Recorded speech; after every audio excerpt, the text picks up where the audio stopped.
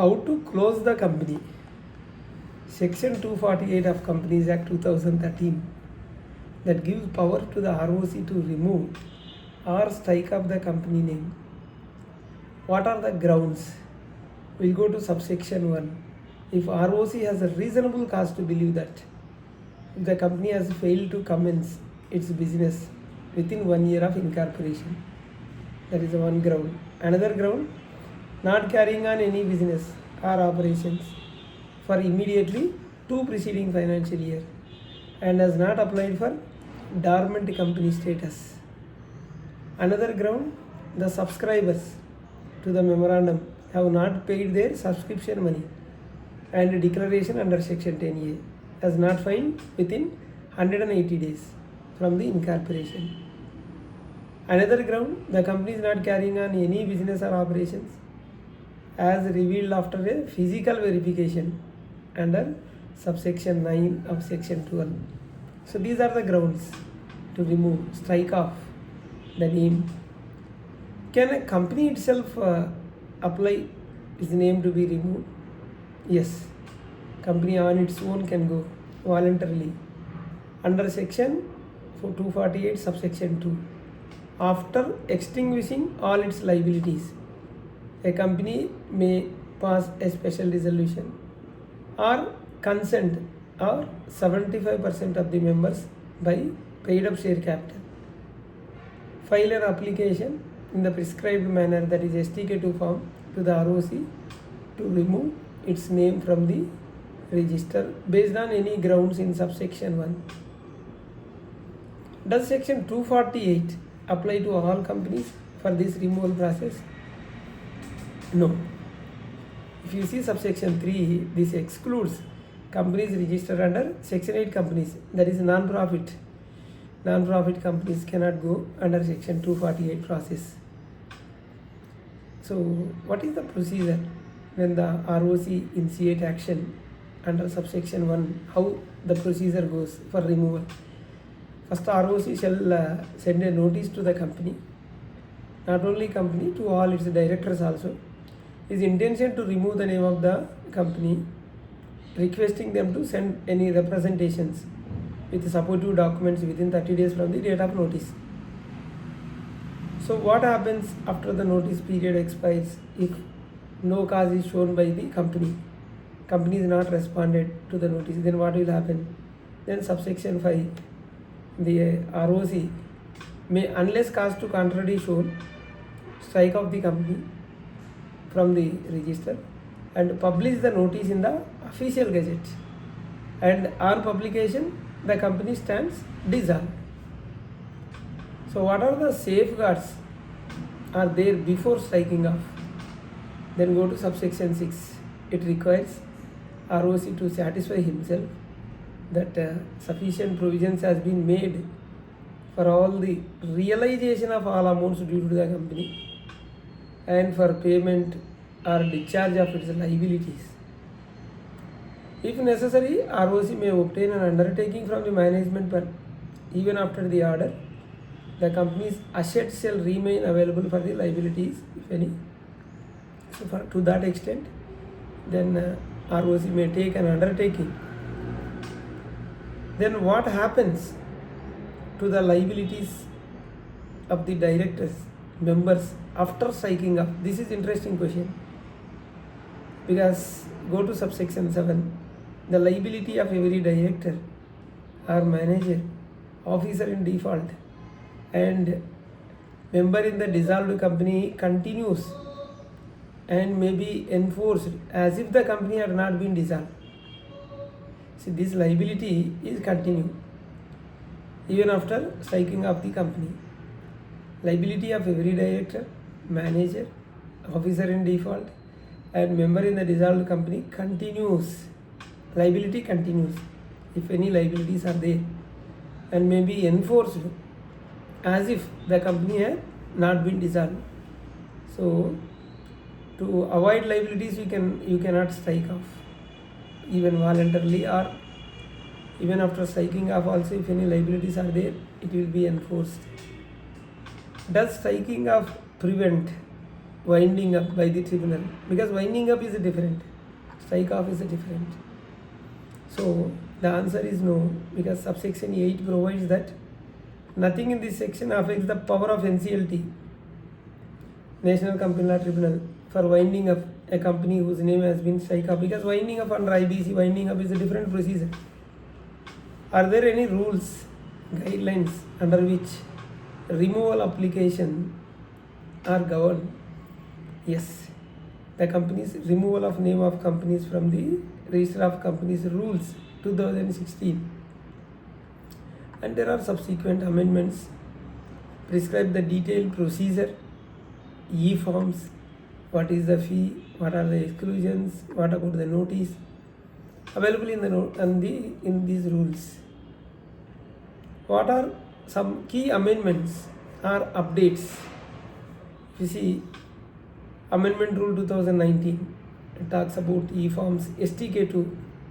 These are all substituted, STK-2 substituted 2019, and Amendment Rule 2023, revised Form STK-2, STK-6, STK-7, and centralized processing via Registrar, that is CPA, Central for Processing Accelerated Corporate Exit, CPAs, in 2023. This is Amendment Rule 2023, and rules emphasize that before filing an application under subsection 2, the company must have filed all overdue financial statements, section 137, and annual returns, section 92, up to the end of the financial year in which it ceased operations. What companies are excluded? So, what companies are excluded from removal under Rule 3? Rule 3 of the 2006 rules, as discussed, excludes among others like listed companies. You cannot proceed for listed companies under this process for strike off. Companies where inspection, investigation is pending, those companies cannot strike off because investigation is processing, under process. Companies with public deposit default, we cannot proceed.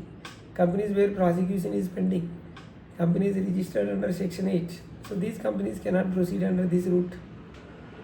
What is the fee for filing of this application? 10,000 rupees. As of now it is 10,000 rupees. What documents are required? The company must have extinguished all its liabilities. The company must pass a special resolution or get 75% consent, paid up share capital. All pending financial statements and annual returns up to the end of the financial year in which the operation ceased must be filed with ROC. And no application under subsection 2 if the registrar has already initiated action under subsection 1 and notice already published, then company cannot proceed voluntarily. Can a company apply for removal if it has changed its name or shifted registered office in last 3 months? Because this is a condition. No. Under section 249 of the Companies Act 2013, there are certain restrictions on making an application under section 248.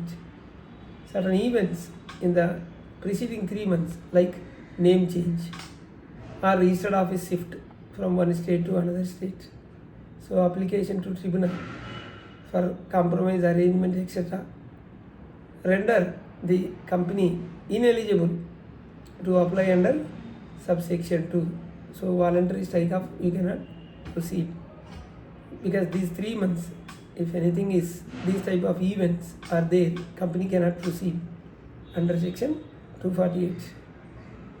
What is the legal effect of removal of name and dissolution under section 248?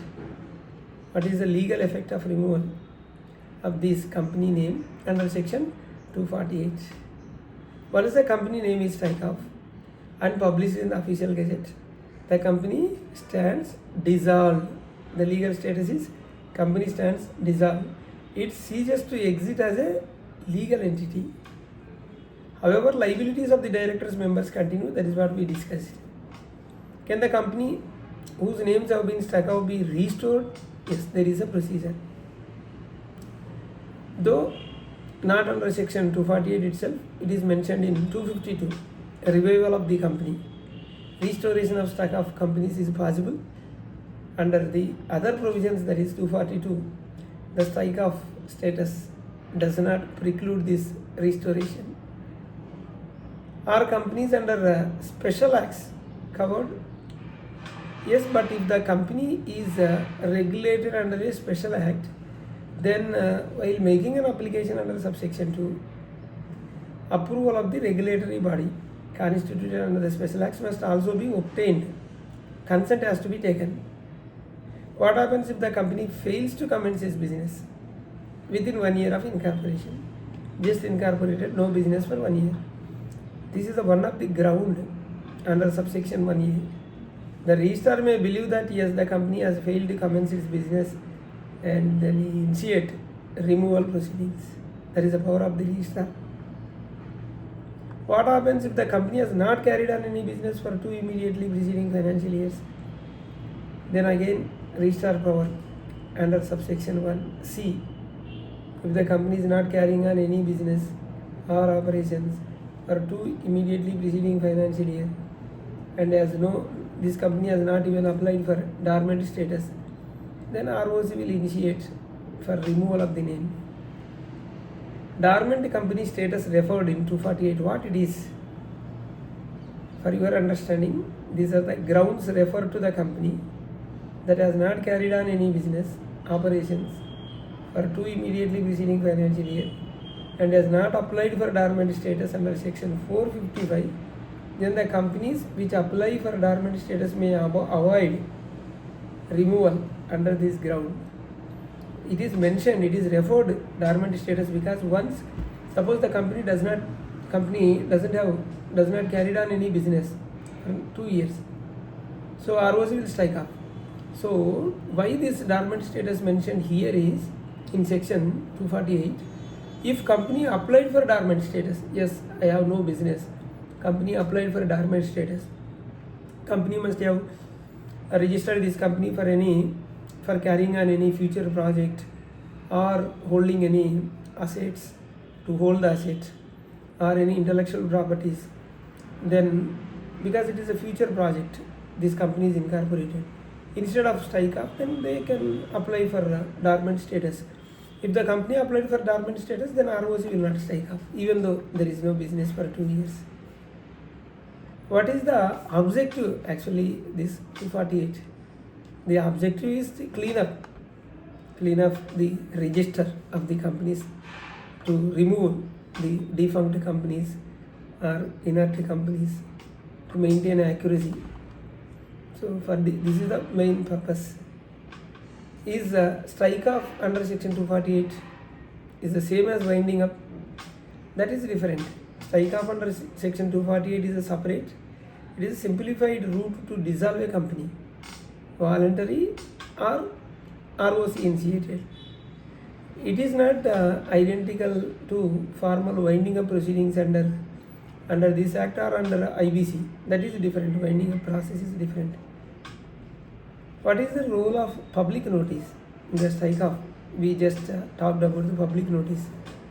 Public notice ensures the transparency and it gives the third parties opportunity to raise objections. Public should know that this company is going to strike off. If they have any objections, they can raise complaint before ROC, before NCLT. So under these rules, they can write to the ROC. The notice to be placed on the MCA website, published in English and one in vernacular newspaper, that is local language, and official gazette. This way public will come to know. Once the name is removed, can the company carry on business? This is a question. No. On publication of the notice of striking off, the company stands dissolved and cannot carry on any business. What are the practical tips, so my suggestions for voluntary removal? So ensure all the liabilities are extinguished, properly provided for. If any liabilities are there, clear it. File all overdue financial statements and annual returns up to the relevant year, convene EGM, pass a special resolution. If not possible, obtain 75% consent, paid up capital, obtain statutory approvals if it is regulated under the special act, get NOC, prepare required documents, that is statement of assets and liabilities, affidavits, indemnities, then file an application. So what are the consequences for non-compliance or if any false application? Penalties, section 249. So how that the company process has been simplified in the recent years. If you see 2023 amendment, there is a centralized processing, CPACE, revised online STK-2, STK-6, STK-7, clarity on the fees digital process. If the registrar initiates strike off, suppose you have company has received a notice from ROC, it is going to strike off, then immediately can company go for voluntary liquidation? No, because already ROC initiated. What should stakeholders, like creditors, directors, shareholders, know when a company is striking off? Creditors should monitor the notice of strike off, and if they have any objections, they can raise objections to prevent the removal. If they have outstanding liabilities, claims, directors remain personally liable for company's obligation even after dissolution, so has to take care. Under subsection 7, shareholders should be aware that voluntary removal means they lose their company's entity status and the potential revival becomes more cumbersome. Shareholders should be aware of this. In case of strike off under Registrar's action, ROC initiated, the company may still be subject to winding up or other proceedings even after removal. This is what about total detailed information on removal of the company, how to remove the company, how ROC will remove, how voluntarily company can remove, and what are the liabilities even after striking up the company, if at all any liability. Hope you are clear. We have 2 channels, RR Corporates, other channel RR Legal Talks. Please do subscribe, hit the bell icon so that you will not miss any of my latest videos. Bye.